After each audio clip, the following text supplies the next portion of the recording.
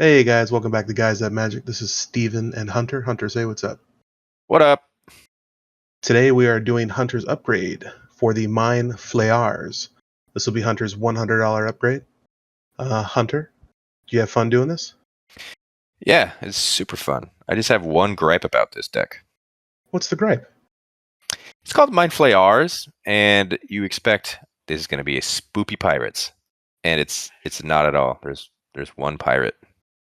Well, there can't just be one. Who's the one? Captain and Gathrod. Ugh. Did you put some more pirates in? We'll get to that later. But why don't you tell us who you're going with as a commander for this deck? So right out the deck, uncharacteristically, there's only 2 available options as a commander in our deck. The first one being Captain and Gathrod. Captain and Gathrod is 3, a blue and a black for a 3/6 legendary creature horror pirate. It says horrors you control have menace, and whenever a horror you control deals combat damage to a player, that player mills that many cards. Also, at the beginning of your end step, choose target artifact or creature card in an opponent's graveyard that was put there from their library this turn. Put it onto the battlefield under your control. So, as you can see, this guy is a very powerful mill effect. And Steven, I'm glad you're doing this with me because you're the mill guy, and I'm sorry to take this deck from you. I don't want to talk about it.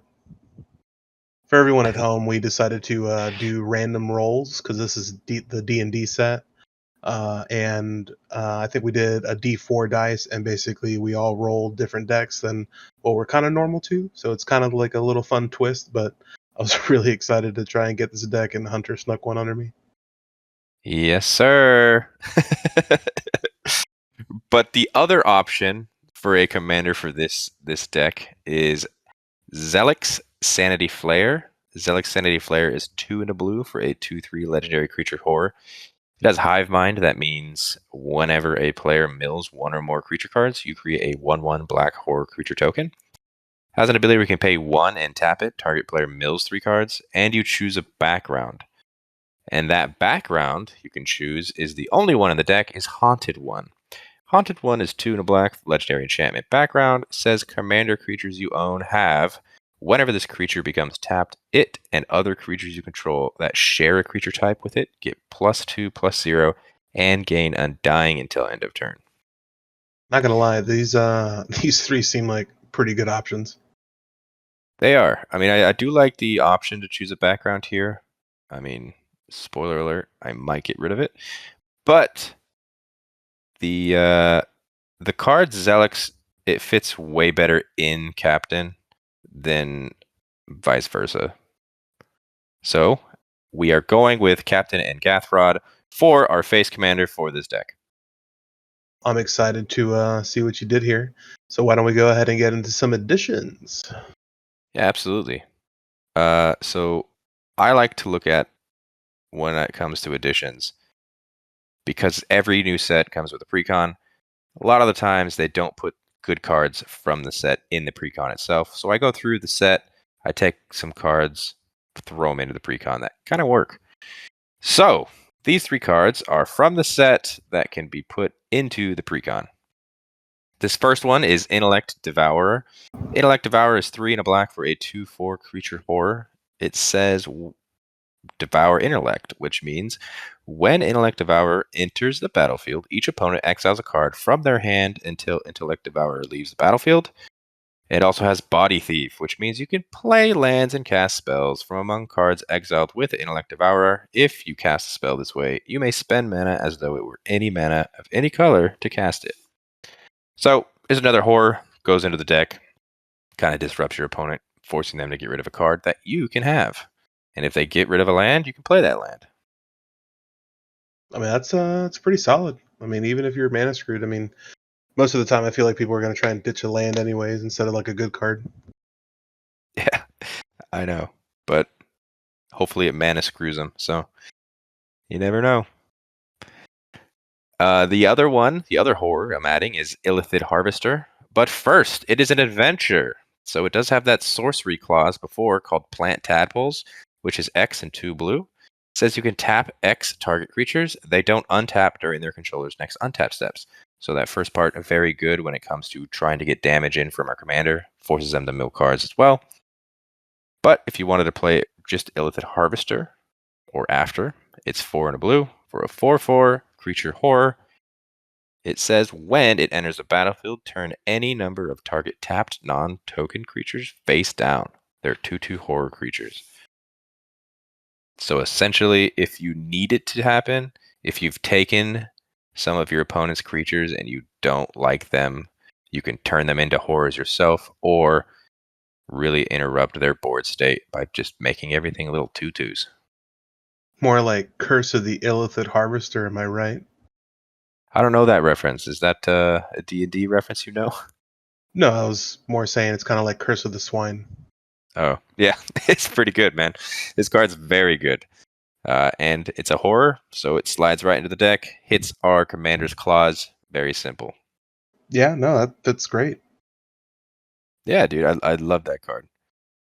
And the final card, which I thought was a kind of a cool include, because when I was actually looking through these, because I like to pull it from the set, it's actually kind of harder to find on theme from the set to our deck. But Cone of Cold, this helps big time, and it's kind of a rare ability that you don't see on the cards normally. Cone of Cold is 3 and a blue for a sorcery. It says roll a d20. If you roll a 1 through 9, tap all creatures your opponents control. If you roll a 10 through 19, you tap all creatures your opponents controls. Those creatures don't untap during their controller's next untap steps. And if you roll a perfect 20, you tap all creatures your opponents control. Those creatures don't untap during their controller's next untap step. And until your next turn, creatures your opponents control enter the battlefield tapped. Oh, Hunter. So before we catch slack on this video, to let you know moving forward, they're called natural 20s. Whatever. Perfect 20, dude. I don't do the dull D&D world. I know you do, but it is a perfect 20 to me. Perfect. But this card is super good because not only does it tap your opponent's creatures, it taps the whole board down. So if you're doing obviously you're doing it on your turn because it's a sorcery. Your opponents now can attack each other, whoever's next. It really makes it really confusing. And rolling a 1, which is the worst option, it's still really good for 4 mana. Yeah, I mean, mainly in the D&D world, the natural one spells disaster, but this actually isn't pretty bad of a result. Yeah, it really helps get our commander through with all of our other horror creatures to make our opponents mill and hopefully grab something of they really wanted and put it on our field. Synergy. Synergy! All right, hit me. What else you got on this deck? Well, when I first was looking at this deck, I noticed there's only 2 counters. We are running a blue deck with 2 counters, and one of them was a creature. So that needed to be fixed very quickly. So this is my new counter package I'm adding. Counter spell, simple 2 blue, counter target spell. Negate, 1 and a blue, instant, counter target non-creature spell. And we're throwing in a cryptic command. Cryptic command is 1 and 3 blue for an instant. Choose 2. Counter target spell. Return target permanent to its owner's hand. Tap all creatures your opponents control and draw a card. That third ability, though, could come in handy if you're not casting this on your opponent's turn. I'm seeing a theme. Yeah, man, you really want to get in with that damage. I like it. Make a mill, right, Steven? Just say it again real quick for me. Make them mill. Ooh, okay. All right, let's keep going. Now let's move on to my mill package. You're going to love this one. So these 4 cards, all really good. First one, Maddening Cacophony. Maddening Cacophony is 1 and a blue for a sorcery. It's got a kicker of 3 and a blue. It says each opponent mills 8 cards. If this spell was kicked, instead, each opponent mills half their library rounded up. Yeah, you know this card, Steven. It's very good. Oh, do I? Do I know it? I know what people might be thinking. Why aren't you throwing in cut your losses in this deck? Well, I really like the each part. Each is way better than target because you get that option with your commander to where you can go ahead and choose what opponent you want to take from the graveyard rather Yeah, I than feel just like the one. I feel like the each is definitely the best part of that card. I also feel like if you're milling 3 opponents for half of their decks, you're gonna find something that's pretty cool. Oh yeah, absolutely. And these next 3 also say each. This next one is Altar of the Brood. Altar of the Brood is 1 generic mana for an artifact. It says whenever another permanent enters the battlefield under your control, each opponent puts the top card of his or her library into his or her graveyard.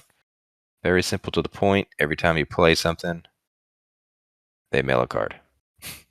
Hey, can you give me a second? Can we pause the video? I need to go to TCG Player real quick.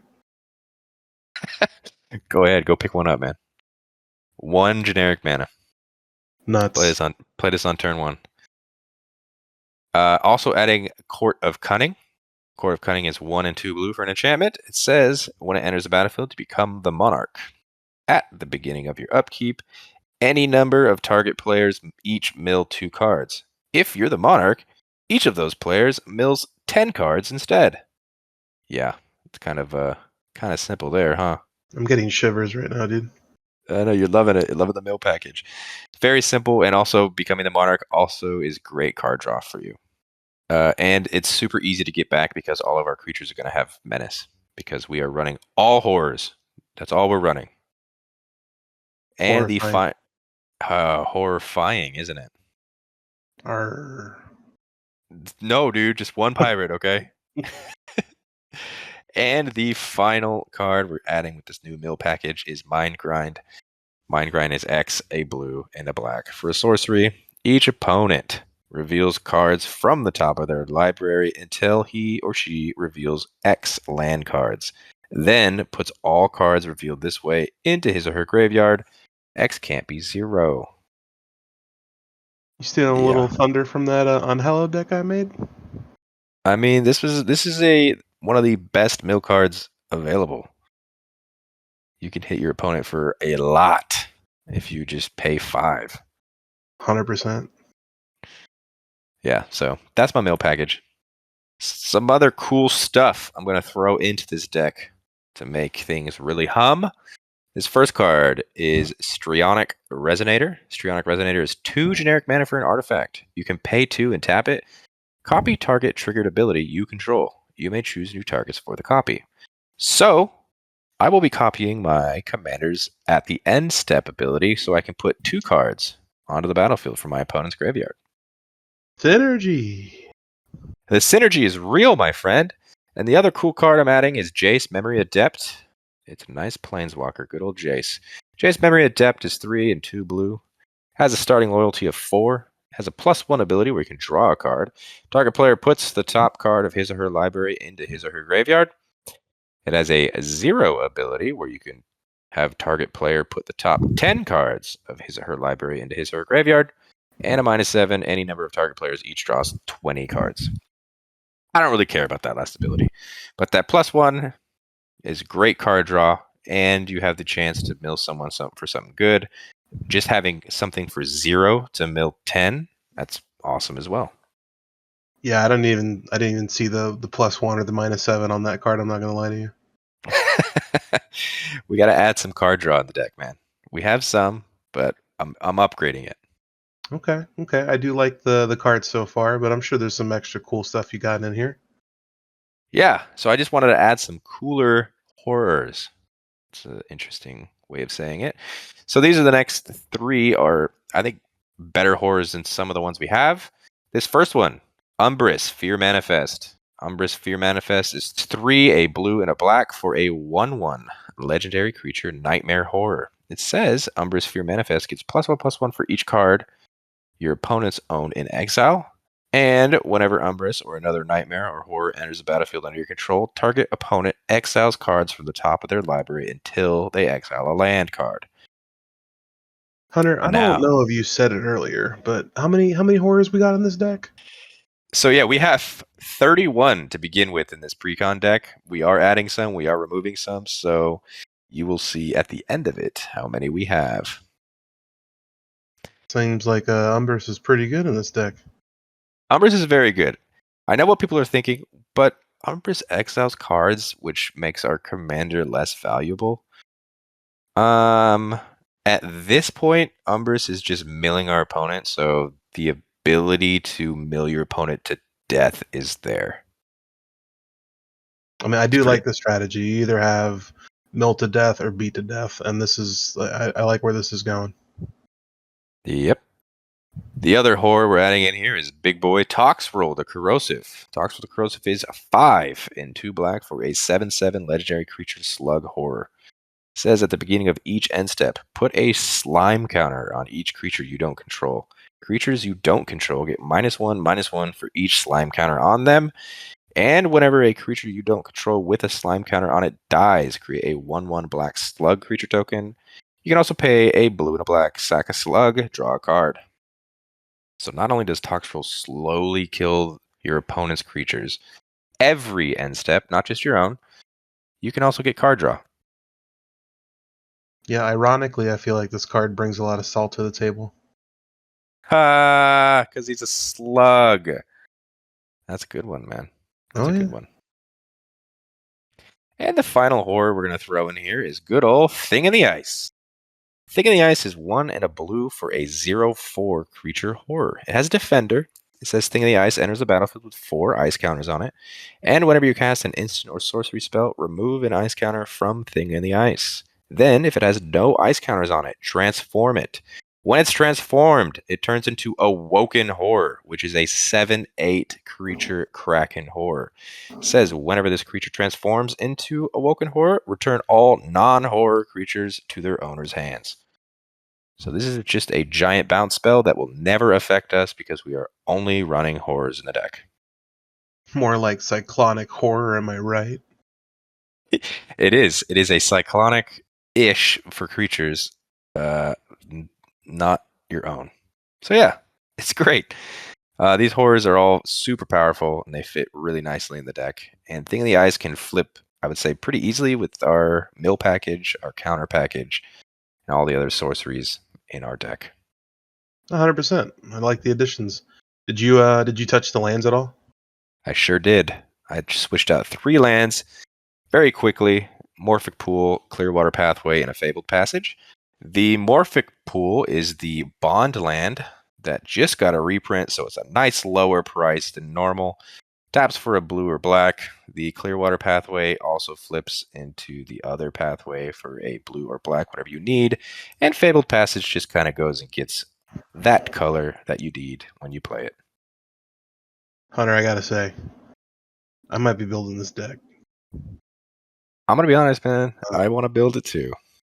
This is pretty nice. I like it. But, alright, we talked about a whole bunch of additions. I'm sure you had to remove some things to make room for these awesome cards, so unfortunately we'll have to get into some removal now. Yep, this is the sad part. I don't like removing stuff because I like to keep the deck as it is. But these first couple of cards, these are too big and not enough bang. So these are pretty expensive. They do a lot that I don't think our deck needs. This first one, Dust Mangler. Dust Mangler is 5 and 2 black for a 5/4 creature horror. Says as an additional cost to cast this spell, sack a creature, discard a card, or pay 4 life. And when he enters the battlefield, each opponent sacks a creature, discards a card, and loses 4 life. Second part's pretty cool. Don't get me wrong, it really disrupts them. But once it's in play, it's a 7 mana 5/4 that made you discard a card, lose 4 life, or sack a creature. So I just felt like this was an easy 7-drop to cut when we're putting in a 7-drop called Toxroll. Yeah. The other one we're getting rid of is Dark Hatchling.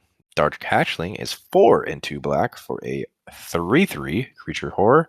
It's got flying, and it says whenever it enters the battlefield, destroy target non-black creature. Can't be regenerated. For 6 mana, for a 3/3 with flying, that destroys something that's not black. It would be really sad if you really needed to destroy something that was black. Yeah, this card's awful. Yeah, it's going. It's got to go. I think a better card, not obviously not for this deck, but Shriekmaw has that cool evoke feature for 1 black and 1 colorless. Destroy target non-black creature, and then it basically dies as soon as it comes on the field. It's almost like a Doomblade, essentially. But yeah, this card's sorry. I had to say how bad this card was. No, I totally get it, dude. It's tough. And this other card is Nihilith. Nihilith is 4 and 2 black for a 4/4 creature horror. It's got fear, which means it can't be blocked except by artifact creatures and or black creatures. And has a suspend cost of 7 for a 1 generic and a black. It also says whenever a card is put into an opponent's graveyard from anywhere, if Nihilith is suspended, you may remove a time counter from Nihilith. It's great synergy with our commander for the suspend cost. It'll eventually come in as a 4/4 with fear, but I just think it's a little too slow for what we want to do, and it's got to go. Yeah, I'll agree with you. I mean, it's not enough value just to have a 4/4. Yeah. Some other cards were cutting to lower the curve of this deck because the curve on this deck was way too big. I mean, I am adding a 7 mana Toxtrol, but still, we got to lower the curve. So we're getting rid of Hex. Hex is 4 and 2 black for a sorcery. Destroys 6 target creatures. It's not a board wipe. And it's 6 mana. I don't know. I have such a hard time hating this card because it's gotten me out of so much. The problem with it, if there's less than 6, you can't play this card. That's a solid point. You have to destroy at least 6. It just sits in your hand. The other one, in Garruk's Wake. Pretty good one. And Garruk's Wake is 7 and 2 black for a sorcery to destroy all creatures you don't control and all planeswalkers you don't control. Definitely a one-sided board wipe, but for 9 mana, this is a lot. You know what else is a one-sided board wipe that doesn't cost 9 mana? Toxtrol. Yes, it's true. It is a slower board wipe, but it is a board wipe. Yep. So dropping that 9 mana, gotta go. And now we have to make room for the other horrors we added. So we're dropping some other horrors off at the pool. First one, Dross Harvester. Dross Harvester is 1 and 2 black for a 4/4 creature horror. It's got protection from white. It says at the beginning of your end step, you lose 4 life. And whenever a creature dies, you gain 2 life. I don't want to do this at all. I don't even want to say anything. It's every end step I just lose 4 life. No thanks, man. It just doesn't sound good to me. Another one we're getting rid of is Psychosis Crawler. Psychosis Crawler is 5 generic mana for a star artifact creature for Phyrexian Horror.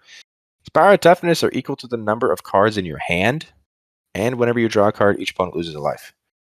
It's just a little slow. We're trying to get all of our stuff on the field, so we're not going to have a lot of cards in hand, so it's going to be a smaller creature for 5 generic. And Plague Spitter. Plague Spitter is 2 and a black for a 2/2 creature for Phyrexian Horror. It says at the beginning of your upkeep, Plague Spitter deals 1 damage to each creature and each player. And whenever Plague Spitter dies, Plague Spitter deals 1 damage to each creature and each player. We have 1/1s coming into the deck now with Toxtrol, and we also have a 0/1 from Woestrider, and just we don't want to kill our own stuff. I'll give you $10 if you say Plague Spitter 5 times fast. Plague Spitter, Plague Spitter, Plague Spitter, Plague Spitter, Plague Spitter, Plague Spitter. That last one sounded like plank. But yeah, this it also makes our toughness smaller, so when we do want to attack, it kind of incentivizes our opponents to block a little more. I don't know. This doesn't seem good. Moving on to some cards that I don't think are really too great. Crippling Fear being the first one. 2 and 2 black. It's a sorcery. Choose a creature type. Creatures that aren't the chosen type get -3/-3 till end of turn. Obviously, this is great for a tribal deck because you're just going to name your tribe. So in this case, we'll say horror. But -3/-3 is not a guaranteed board wipe. So it doesn't do the job. Fact or Fiction is another card I'm cutting. Is 3 and a blue for an instant. Reveal the top 5 cards of your library, and opponent separates those cards into 2 piles. Put 1 pile into your hand, the other into your graveyard. I don't like giving my opponent the option to get rid of something really good. I mean, you're picking the thing, but most of the time, an opponent will be like, this is 1 really good card and 4 average cards. pick the one you want. One of those piles is going to the graveyard, and you're not going to get it back. I just want my cards. I don't blame you. Cards in this deck are really nice. And this final card, Everflowing Chalice. Everflowing Chalice is a 0 mana costed artifact that has a multi-kicker of 2. It says it enters the battlefield with a charge counter on it for each time it was kicked. You can tap it to add a colorless mana for each charge counter on Everflowing Chalice.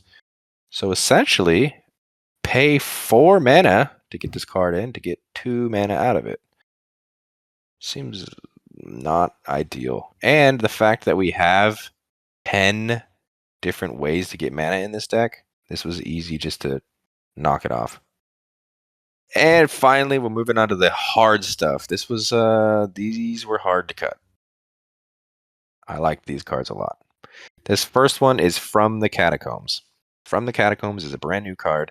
Costs 3 and 2 black. It's a sorcery. It says return target creature card from a graveyard to the battlefield with a corpse counter on it. If that creature would leave the battlefield, exile it instead of putting it anywhere else. You take the initiative. Also has an escape cost of 3 and 2 black. Exile 5 other cards from your graveyard. So you can replay this over and over by exiling 5 cards and paying that cost.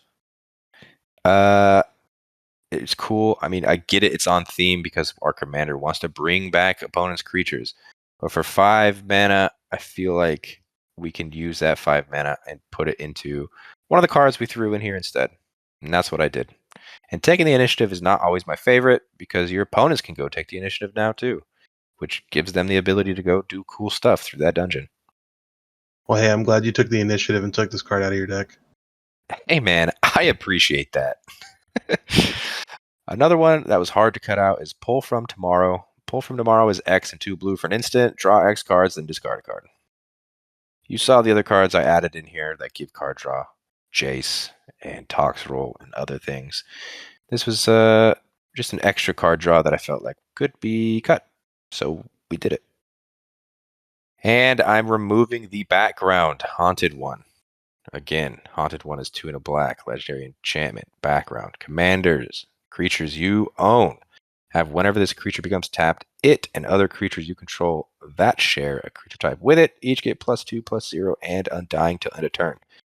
I read this over and over and over, and I was like, I can't get rid of this. It's too good. I can't get rid of this. It's too good. And then it dawned on me that not a lot of times your opponents are going to destroy your creature after attacks, because most of the time this card will work when your commander is attacking. I get it. Our commander has menace, so it's able to get through easier.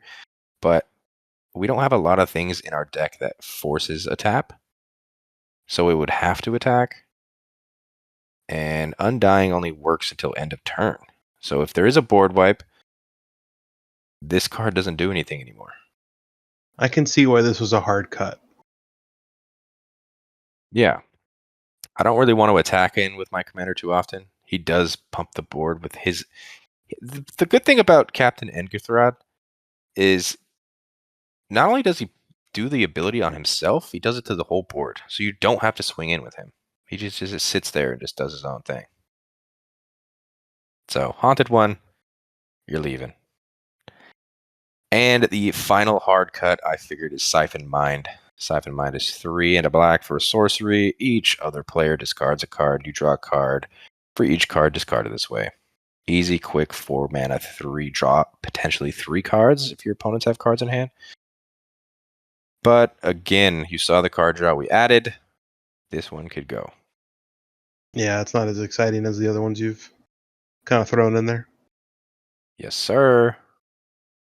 All right, that was a lot of cards. You get rid of any lands to make room for those other ones?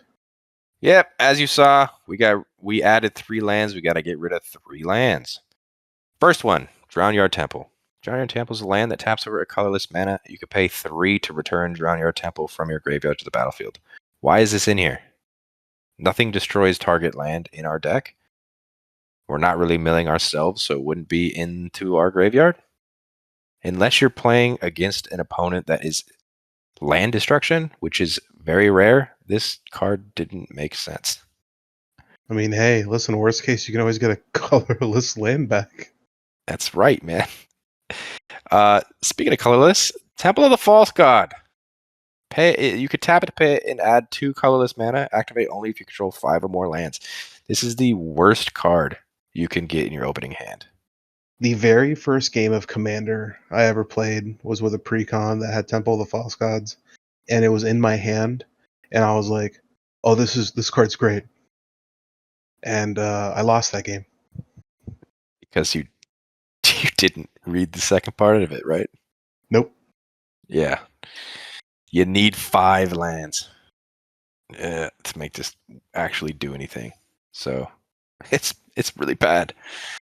And the final land we're getting rid of is Port of Carfell. Port of Carfell is a land that enters the battlefield tapped. You can tap to add a blue. You can also pay 3 a blue and 2 black. Tap, sack Port of Carfell, mill 4 cards, then return a creature card from your graveyard to the battlefield tapped. That's a lot for 6 mana. I don't want to do that.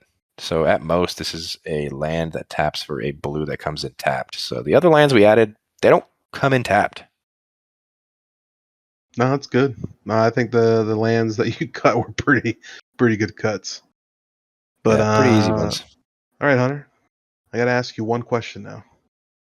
What's your question? You had $100 for this upgrade. Yes, I did. How much did you spend? So, if you went to TCG Player right now and picked up all the cards at market price, you can get it for cheaper because there's some cards that are lower than market price, But at market price right now, TCG Player, your total is $99.32. Jesus Christ, is Jason Bourne. Boom! Knocked it out of the park with that one. No, I love it, man. I love it. I love it. Great deck. Really happy to hopefully build this and not play against it. Hey, I look forward because there is some spicy things coming in the 300 upgrade that I did not have room for just because of budget restrictions. But be on the lookout for my $300 upgrade to mine Flayarrrs, which I have a gripe with because it's only 1 pirate. But yeah, it's going to be good. Hey, there's still a pirate. Technically, he is the helm of the deck. I mean, you only need 1. Apparently so. All right, guys. Well, that was Hunter's $100 Mine Flayarrrs upgrade deck. Thank you so much for watching. Please don't forget to like, comment, and subscribe. Let us know what your favorite edition was for Hunter's $100 upgrade, or if he should have made any changes. I know I might have some recommendations, but we'll see that $300 list in the future. Also, guys, don't forget to check the description down below for the Moxfield deck, just in case you are really excited to build this deck. That way you can get to it as quickly as possible. It's spicy. Also, don't forget to follow us on Twitter and on Instagram at GuysThatMagic for both. And until next time, peace. Bye.